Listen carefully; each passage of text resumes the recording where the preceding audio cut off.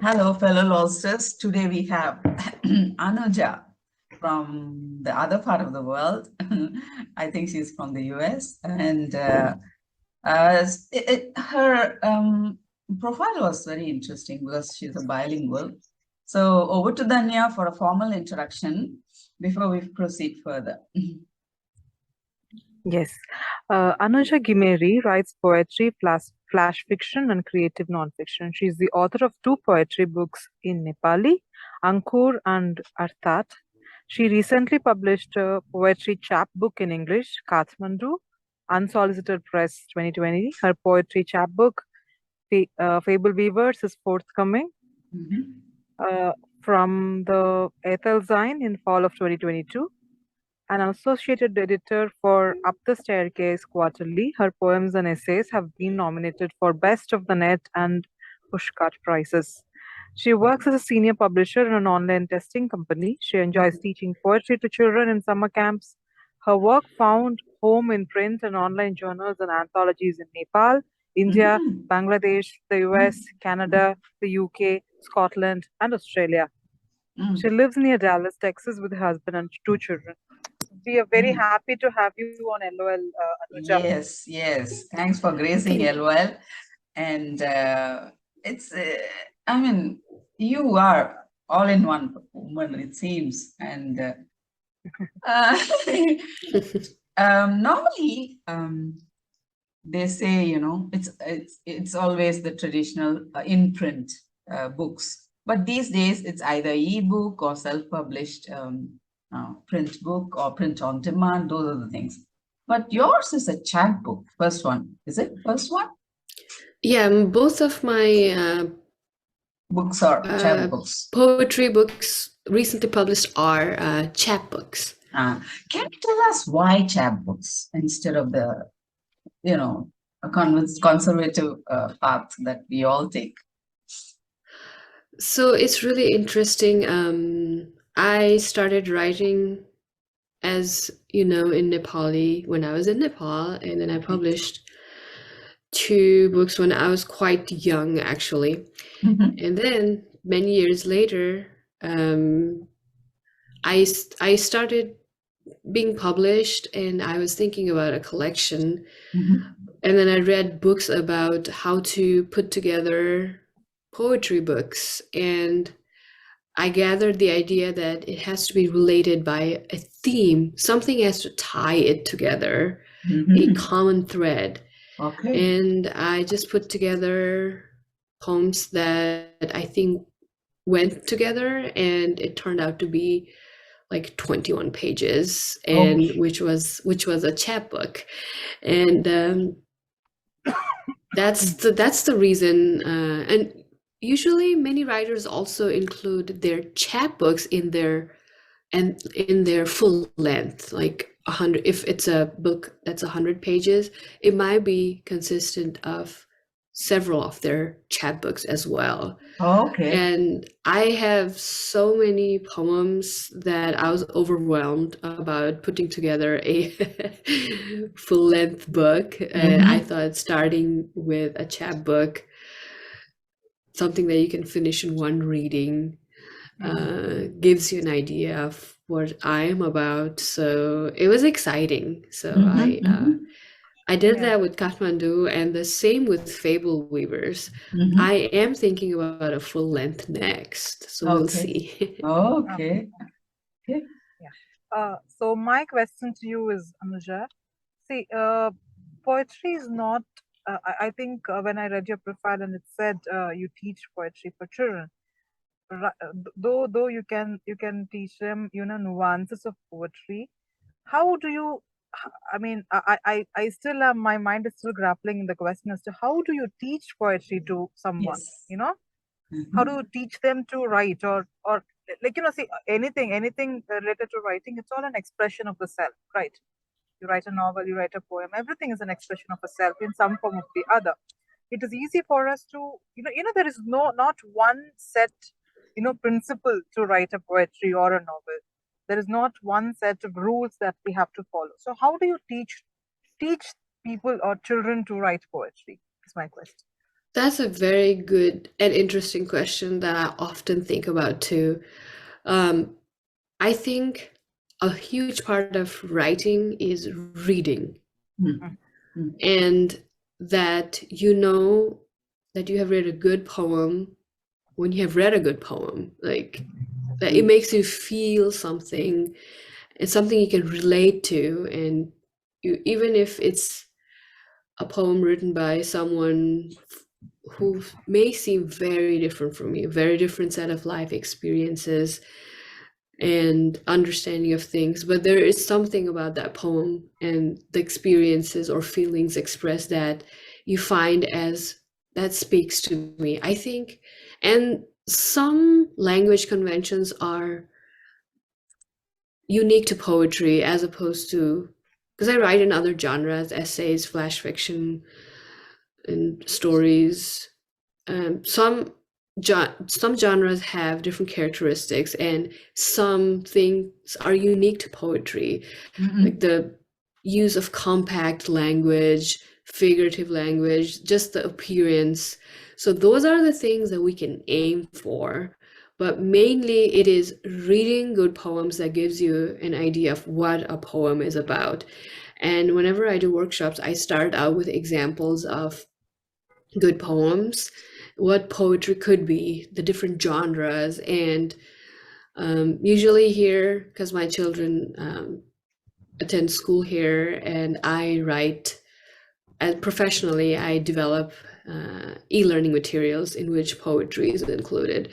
So I have a general idea of what the kids are exposed to, and so based on that and what traditional good poems are, or modern poems, I combine all of that and have them do an exercise of, now it's your turn to write something. And then and then everybody reads, and then I uh, tell them how and what about their poems worked to give constructive feedback, because just the fact that they write in a workshop is a big deal. So I hope that answers your question. Absolutely, absolutely. And So, because mm, you're a bilingual author, I mean, Yeah. not just a poet, you're also an author. This was a question that was asked to Ms. Jayanti when she was releasing her first book, and I think that question would fit you too, because Ms. Jayanti is also a bilingual author. So for you, I think, like, because you're from Nepal and your first few books were in Nepali, and I'm sure you know other languages too, and you've become an English author now. What language do you think in? Like, when the thought forms in your head, what language does it form in? So that is something so interesting that I think about a lot. Let me take you to my dreams. When I have a dream, it's a half and half. Like, it's something that happens in America, but also in Kathmandu, where I grew up. And it's like even the location or the plot or the characters are half and half. I have lived here so long, and I have been writing in English for so long, and professionally, I have to speak in English, and for my job, I have to write in English. So it has become, I mean, it's not my mother tongue, but it has become quite close, and I can express my ideas very deep ideas and feelings in both languages. And so I feel like it's kind of like an amalgam of both, yet it's separate. There are some things that are visceral and only come out in Nepali, like feelings of real pain or real joy.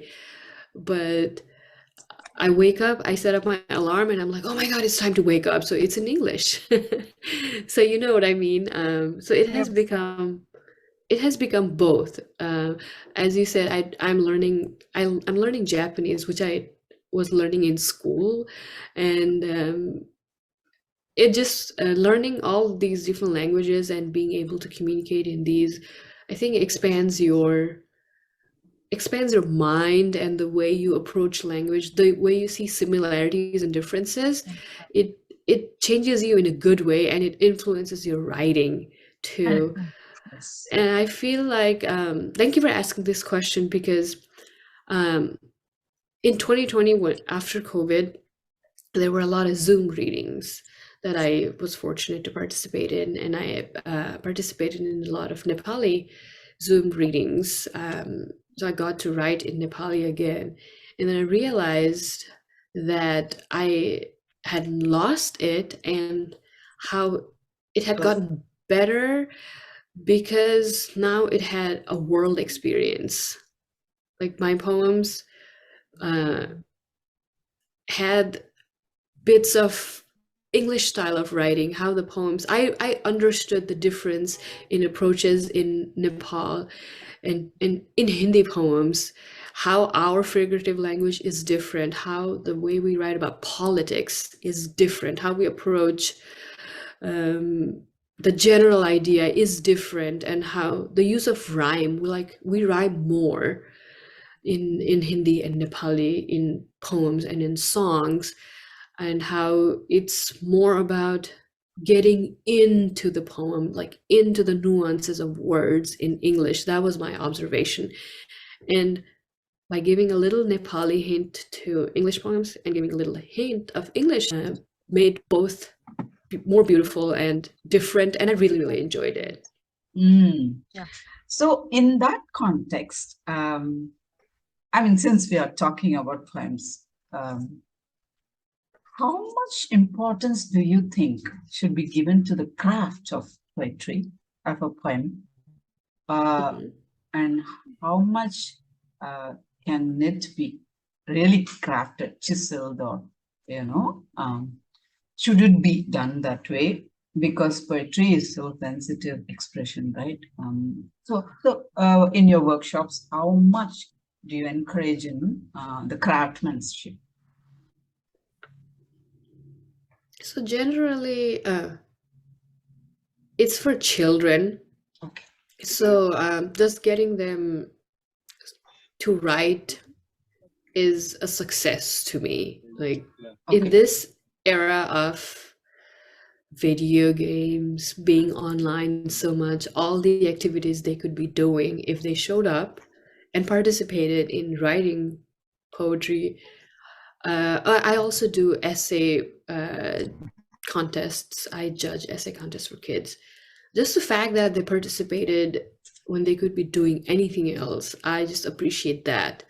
Having said that, there are things that I would always teach them, and I would want them to take away from writing. And always at the end of any session, there is at least one or two kid who comes up to me and says that I always wanted to be a writer, or you have inspired me, and this is what I like about it, and would you want to read some of my work all the time? So for those who want to go to the extra step, I would definitely talk about how, for example, I also help edit for friends and family, like, college application essays. I've done that a lot. And I see a common theme of having the desire to tell everything about yourself in one piece of writing. Yes. And so that's something that everybody does and will not make you stand out. Yes, So, of course. So that's really important to me, to teach them that it has to be something unique. You have to tie it together with a thread. There has to be, like Sridhanya asked earlier about the craft of how do you tell that it's a poem. There is something that ties the stanzas or the lines together. You can tell when you read it. So I think that applies to every piece of writing, that there is something, it can't be so disjointed. I mean, writing is subjective and there are different genres, but to me, if you ask me, there has to be a common thread. And I think that's what I want to teach in the craft, that it has to make sense. I mean, poetry can be about anything, but if you don't carry the feeling that you wanted to intend to over to the reader, then it doesn't really work. If the figurative language is so heavy and intense, and there are so many metaphors that you can't figure out, it can't reach the reader, then it doesn't work. So those are the things that I try to teach. And also, it's just a draft. Like the workshop, it's a draft, and you can rework it, edit it, and you have to test that it succeeded or not, like at some level. Yes, true. And hopefully that answered your question. Yes. So you have been writing poems, essays, and creative nonfiction, right? So when you have a thought, let's say you have like an idea, how do you decide on which genre to write it in? Like, how do you decide? So this should be a poem, or this should be an essay, or this should be a creative novel. How do you decide that? So I'm a mom of 2 kids. I have limited time. That's why poetry really works. And even though I write in other genres, I've only published poetry books because the little chunks of time and what I could read and edit and revise and edit together, they turned out to be, I could put them in a collection. Having said that, there are some ideas that work better in a longer form. If an idea just gnaws at me for a long time, and I want to expand on it more, then I take the time to form it to an essay. And also, I go by submission themes. Whenever I am thinking about submitting, I read submission calls and what journals or anthologies are looking for, and sometimes I'm inspired by the calls. For example, I wrote an essay about food, cooking something that went bad. It was for a humorous flash nonfiction collection. So I just knew that I had to write about that one incident, and that wouldn't work that it needed to be in a narrative, longer prose form. So also in 2015, whenever there was the big earthquake in Nepal, I happened to be there. So I knew that I would write about it someday, and I wrote a lot of poems about it, but I wanted to write about I wanted to write about a longer piece, so I wrote an essay about it too. So I think if something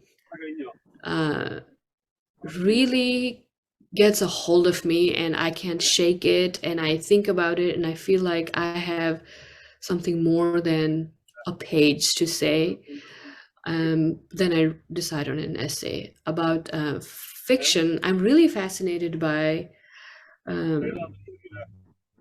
characters, and if it needs to be said in a character-driven way, then I write flash fiction. I wrote one long story also in 2020, and it's coming out in an anthology of Desi writers living in southern part of the United States, actually. And that one I took like 10 days to write because it was like 10,000 words. But I mean, it's also about time, like but if something really feels like it needs to be in this form, then and it needs to be narrative, then I write in a story form. Got it. So because you have been working as an editor also, right? Your day job is an editor. Yes. So this is another question that I think Ms. Jayanti would also have this in her head, because she says this all the time, because she's also an editor. How do you stop your editor from interfering with the writer in you?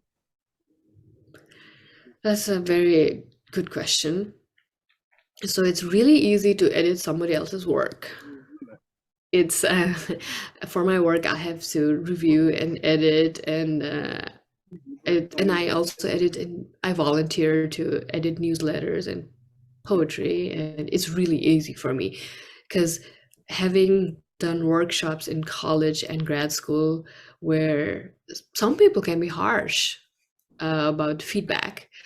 That, and to me personally, you don't need to be harsh to critique someone's work. Like, it's about the language, and if it's an egregious error like a typo or something just doesn't make sense, then you can ask in a non-hurtful way that what does that mean. And I have over the years developed the art and skill of doing that. It's about the word or the line, but not about the author, or not about the Of whole course. poem, or not about what they are feeling, or Yes. Yes. but it's hard to communicate that well, even though it's easier to do it to someone else, but to yourself. And I feel like we are harder on ourselves than to others, like Yes, sometimes. So yesterday I was writing a poem, and it started out great, and then in the middle of the draft I was like, why bother? Like, it has already turned out to be a bad poem. Like, after 10 lines I was like, it's not gonna turn out to be a good poem, so I stopped. But I would go back to it in a few days and be like, Yes. my mind sees it more objectively if I Yes. leave it be. Yes. So I listen to my mind and my heart, because I started with an idea that I thought was important. And so a few days later, I would look at it and be like, oh, that's where I should have stopped, because it stopped being spontaneous. But now I can go back and try to be spontaneous again, or pick up where I left off, or maybe it was meant to be just that short of a poem. Yes. So I have to turn off the internal critic and editor. I have had to do that a lot with myself. And sometimes I feel like my best poems, my best first draft came when I sat down to write and thinking, this is not going to be anything. I'm just trying it out.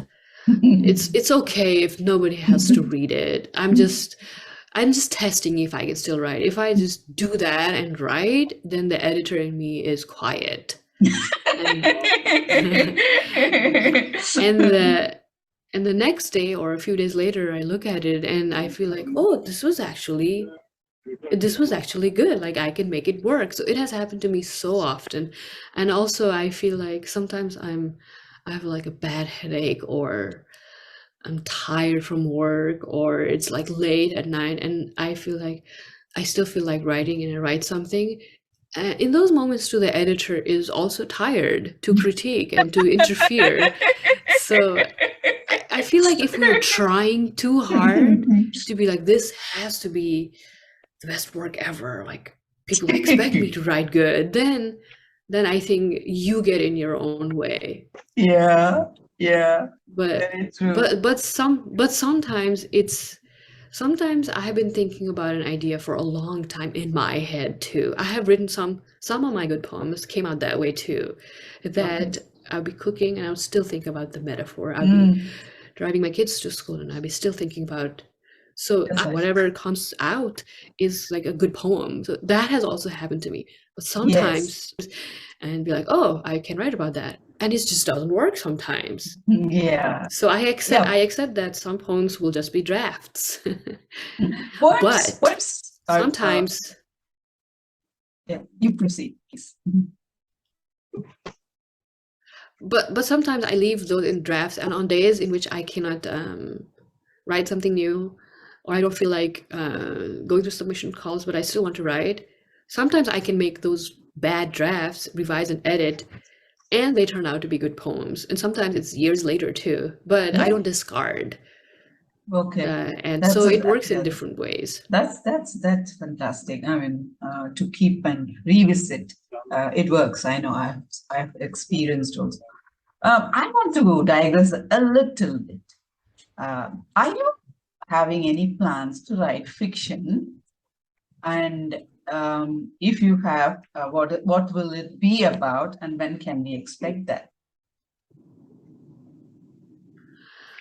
So after 2020, I feel like I have written fewer except for that one long work, Mhm. which, against the advice of what I give to other writers, it kind of turned out to be about everything I wanted to say. Oh dear. No, it did. It was so important because I had not written a longer work in so long. Yes. I put everything into it. It turned out, it worked. It turned out great, and it's coming out in a good anthology. So I want to write something like that. I have written and abandoned a few novels. Oh. Like, I have written novels. I really want to write a fiction for children. Like, I really want to do that. I have written a collection of poems for children, and I'm trying to find a home for it. And so I mean, the world is an oyster, and the possibilities are endless, but Yes. as of now, I don't have concrete plans on a fiction anthology, but I have drafts that I am planning on revisiting and see if they work. Because whenever I came up with the chapbooks of poems, it was after I have written so many, published quite a few, and so I have yet to do that with fiction. Like, I have not published as many works of fiction as poetry, so it will. I want to revisit my novels and You my. said you wrote novels and discarded. What do you mean, you mentally, but it's there in the folders, or Yes. then revisit them? Yes. Because an important thing about the writing and publishing process that I want to talk about is having a first reader. I have some friends, and I have one really good friend who's a writer and who reads all of my works, like published, not published. I send it to her, she sends to me, and if she doesn't get it, like, what were we trying to say, then I know that this needs to be reworked. But if she, yeah, so like I was talking about how to tell if it turned out good, and beta readers, like a lot of writers here use them to like give, like, please, you know me well, I know you're not there to hurt my feelings, just tell me if it works or doesn't work. And I do the same for her. Like, if something I just don't get it, I would be like, I maybe like rework that paragraph or stanza. And so she has read my novels, and she has nudged at me to keep revisiting them. And because November here is National Novel Writing Month. Okay. So people take the challenge to like write something every day, and in the end have like at least a draft of a novella or a fiction collection or something. And I've done that for so many years, and so I have the drafts. Like I said earlier, like sometimes I'm overwhelmed by so much that I have, and so I'm like, I'm not ready to revisit all of that. But my friend, and now you have nudged me to revisit my fiction drafts. Yes, and maybe you Definitely. can. Yeah. So the other question that I wanted to ask you was, see, the books in Nepali that you've written, right? They have been published after you settled down in the US, right? No, they were published when I was in Nepal. I was a teenager. Yeah. Okay. So how different has the process of the publishing been from Nepal to the US? Like, how easier or how tougher has it become for you? So one of my very good friends in Nepal still to this day tells me, why did you go to the US when you could have been a big fish in a small pond, and now you are a small fish in a big pond? And it was like that whenever I was writing and publishing in Nepal, because I started quite young, and I had I was fortunate to have teachers who believed in me and my writing and mentored me and took me to the established writers who gave me blessings and advice and wrote acknowledgments. And my dad used to work at a press. Actually, when before my mom had me, he worked like at a press, so he knew the process. And it was I got to choose the cover, the artist, and I got to be very involved in the part of the writing process early on. And for the second book, I even I have sketches, like I drew for each poem. Because I do all kinds of art and like so sweet. And it was like and it was really wonderful that I did that. And to do that when I was like, first book I was 15, second book I was 17. And there was like a big book launch ceremony, and my friends and teachers came, and it was like, so I thought, oh, this is easy. Like, you write, you get published, and people cheer you. This is easy. That was like a very young me. Fast forward a few years, and start to write in a new language. Like, I mean, obviously we're educated in English medium schools, so we know, like, we learned a little written language of Nepali and English at the same time. We read at the same time. It's a different matter altogether to be immersed in the culture as an outsider. Like, I am an outsider.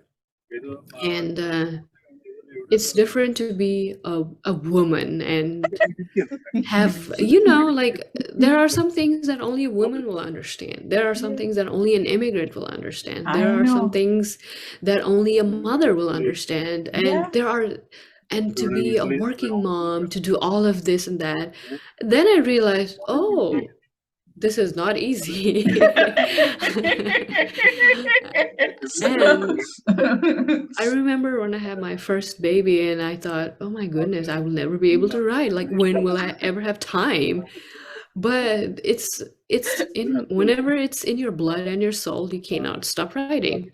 So slowly I kept at it, and I started being published, and I mean, they were not published because they had to be good enough to be published. That gave me validation that you can do this, like, you can do this again. And so it was like a starting over. And it was different whenever Kathmandu came out during the pandemic, and everything is virtual. There's no big poetry book launch, and it's totally different from my two experiences of publishing back home as a kid, basically. And you have to advocate for yourself. Like, you have to do marketing. You have to tell people about, I have a book out. And and usually writers are not comfortable doing that. And that's hard. My sentiments too. That's just, you just want to But the world is changing so badly. I mean, you want to be understood. Forcing us to do all that. It's hard. Yes. Like, so for my first book, actually, in English, Kathmandu, the marketing team of the press asked me to write a little intro about what is your book about? Like, what can we tell the other reviewers or the booksellers? Like, but it was in a way, it was a good thing, because I know my book the best. Like, I will not misrepresent myself. In that way, it was good. But also, like, how do I say good things about my book? That's not just hard. that. Not just that. The book, even I mean, especially when it is poetry, a small one, it should speak with the readers and reviewers. Yeah, it should speak for itself. The poet writes. The poet has to tell about it. It's very, very bad. But that's the way the world is working now. Yeah, I follow a lot of writers and editors on social media, and I read their takes on how to self-promote and all of that. It's just hard. It's just difficult. And somebody said that somebody has to know about your book 7 times before they decide to buy it. Ooh. That was one of the things I read by an established author, and it was really interesting to me. Like, how often do I talk about it? Like, hey, I have a book out. Like, how many times do I say it? I know. Okay. So because we are reaching the subject of social media, I just want to ask you another question. How has social media actually helped in promoting your work? Has it helped at all? Do we have to wait for to join again? Yes, yes. Yeah, Okay. yeah. Auntie, I'm connected on. Yeah, just switch the record.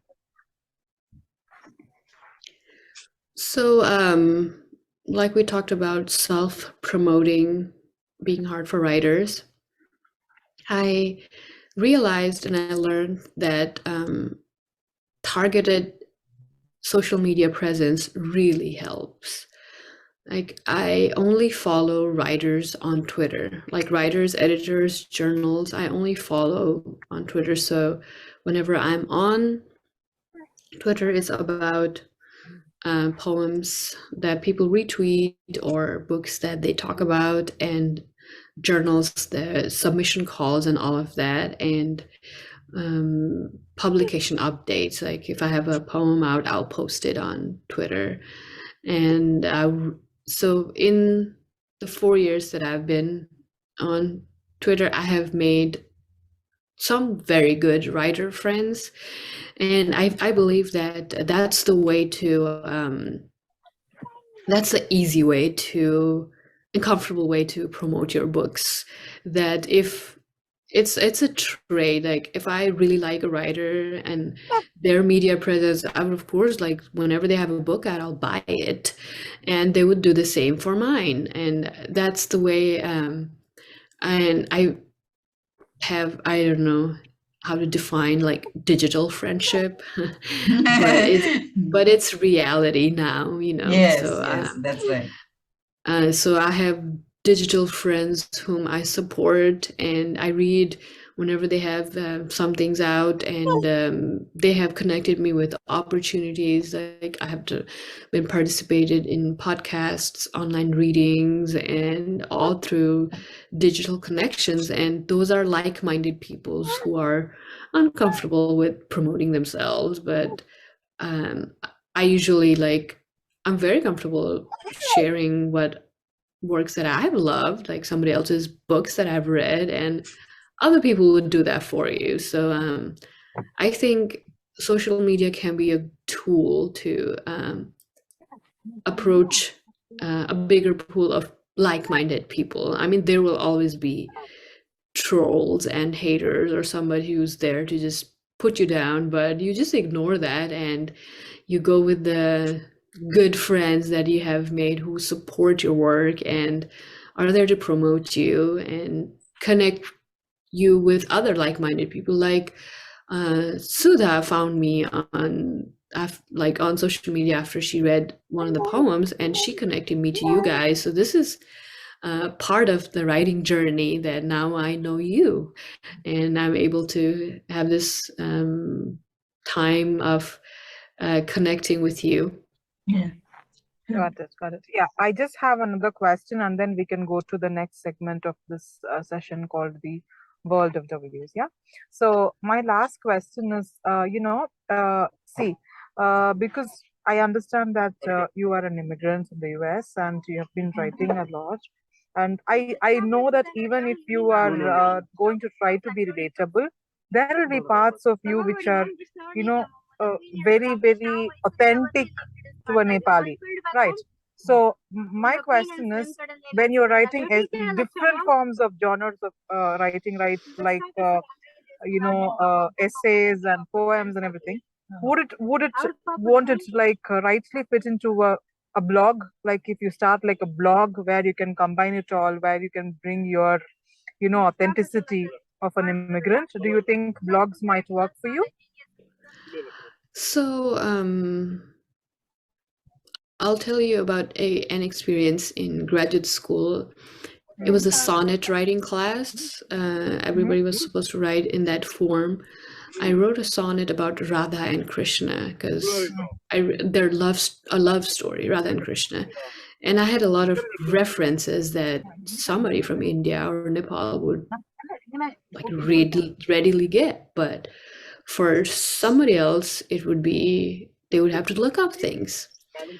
And the professor said that nobody will take the time to do research about your culture.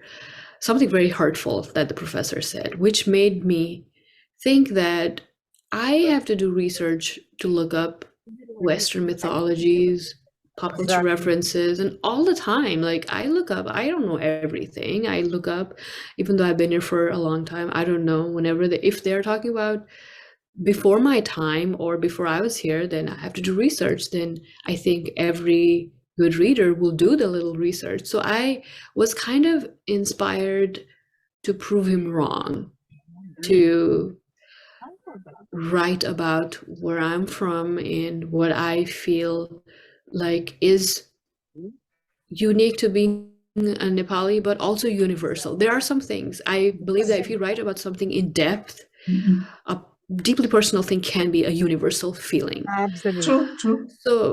So based on that, I feel like I consider it a success when I was able to use Devanagari in some of my poems in Kathmandu. I have written about, so whenever we write ka in Nepali, we say golo golo anda, police ko danda, Hanuman ko pucha, Ravan ko junda. Like, that's how we write. So I wrote that, but in English, to explain how to write ka and how that was important, and that's in an English poem, and that's published in a book. So That's beautiful. so and actually a writer from India, an aspiring writer from India, contacted me after reading, and she said that having read that in your book made me feel like I want to write like you, like I want that too. And so if nobody else in the world knows about that poem or reads it, I mean, I have succeeded because someone felt like that's possible to do. So I feel like if you are if you are in your craft, like dedicated enough, and you like authentic enough in your intent, in what you really want to say and what you really feel, and if you have practiced your craft enough, and you will know how to make it relatable, like you will know the feeling that. And also, like I said, like using your first readers, and if they don't get it, then nobody else will get it, like, because they will be honest and critical enough. So I feel like I wrote blogs, I kept blogs, but I feel like at this, and I've written columns too, in which some things are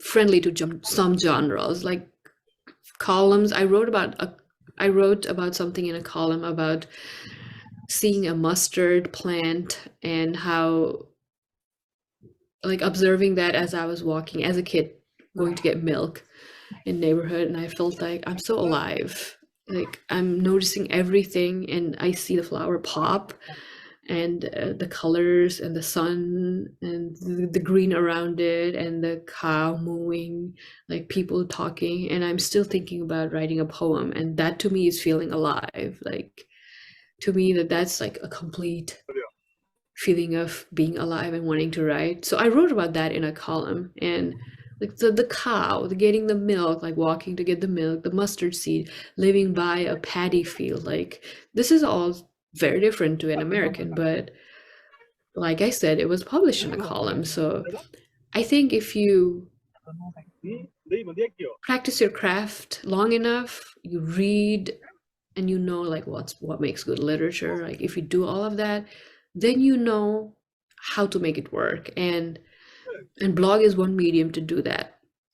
And but I've not thought about doing it seriously in a blog, but in all other genres. Got it. But I started as writing a blog to figure out. Sometimes when you write a blog, it's like an online diary kind of, right? Yeah. It gives you an idea that you want to explore more in other forms of writing. So Absolutely. yeah. Understood. So yeah. So I think it's time for us to go to the next segment of the session. The segment is called World of W's, WOW, and it's basically like W questions: what, when, where, how, all that. And you don't have to elaborate on the questions. It can be, crisp. And if someone cannot sit through the entire session, they didn't have the time to listen to the entire session, they could just scroll down to this and they could just listen to this to get a gist of what we've been speaking till now. Yeah. I think Ms. Jayanti would like to ask the first question. So, yes. When is your next book due and what is it about? Oh, so my next book is called Fable Weavers. It was released in October. It's in the press and it's due to be published any day now. And it's also a collection of poems.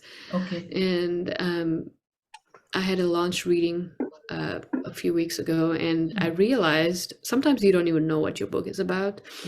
I realized it started with my grandfather, who gave me the love of storytelling. The title Fable Weavers is dedicated to him because he would tell me fables and stories and instilled in me the love of narrative storytelling and writing.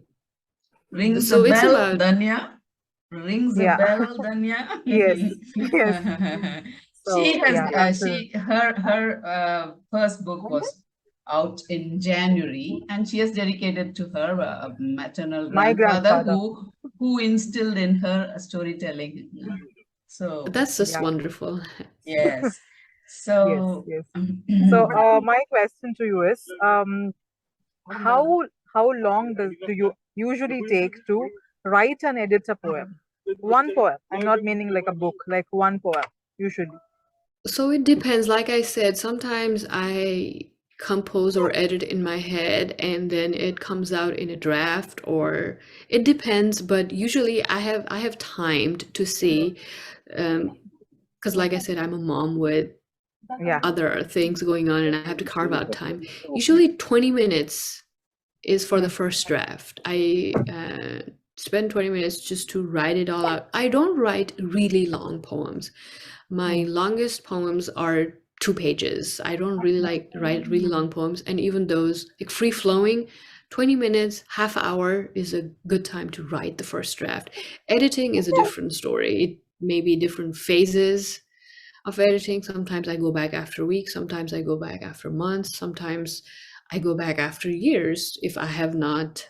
Sometimes I send out poems and it just doesn't find a home, like it's not published, and then I have to see like, why is it not working? And sometimes I'm at it for a while. But editing is a different story, but writing is generally 20 minutes to half an hour. Have you tried writing a long poetry that has a story flowing along with it? That kind of a poetry? Have you done anything? No, I have not. I like this book called oh my god, I can't. Ilya Kaminsky's book. It's written as a play. That book is written as a play, and there are scenes, and it's my goal. It's my dream to write a book like that, where every poem is related and it's of a different genre. Like Deaf Republic. The book is called Deaf Republic. Okay. And it's so good. And so yeah, it's one of my goals, but I have not. Oh, that's very, very nice. So what I think she's out of right? Okay. Maybe I don't see her. I think the network has she's traveling, so that's why it's okay. We will just continue. Let's wait for her to join. So meanwhile, so do you have a what is that called? Author website or somewhere where you announce your workshops and things? I had, and I haven't maintained it in so long. I basically used my writing Twitter to make all the announcements, but I need to have an author's website. Are But you in Instagram? I am. Okay, you are in Instagram too. Yeah, that I also use Instagram to just talk about my writing. And I post my updates there. And the presses that I publish would follow me there, and they promote and share updates. So. Have you come across any time plagiarism? Has anyone your works or your friends, writer friends' works, poems or any columns or anything, been adapted or just lifted from your blog or somewhere? Not my personal, not that I know of, but I have known about such instances with other writer friends. Like somebody self-published a book lifting from somebody else's deeply personal books. Yeah. I'm aware of those. That's why, like, whenever I talk about a first reader who reads your work, it has to be someone you trust. That, I mean, they won't take your work as your own, or that of course. But even blogs, when you have good poetry out there in the in your blog, and you may plan to bring it as a book later on, but before that it's lifted or something. When Danya was asking for blog, about the question on blogs, I was thinking of this. I have heard many stories of such, really? blogs. That's unfortunate. Yes. Okay. Yeah, I just have one last question for you before we end this session. Yeah. So I wanted to know, what are your top apps for editing your novels? I mean, your work. I don't mean like in your day job, but when you write something, what are your top apps that you use to edit your stuff? Or when you edit for others? Oh, I don't use apps. I don't use any like, I mean, of course, like Microsoft Word. I use Microsoft Word. I use, sometimes if I'm stuck writing, I write on paper for free flowing. That has worked for me. But I use Microsoft Word, and I physically write the poems in using a pen. For reading, I want to read not from like a Word document or so, but what I've written down, I don't use any apps for editing though. I use Microsoft Word. Yeah. I use one app, and this. Yeah. That's good. The mind works the best. It is. I was gonna say that too. my mind is my app.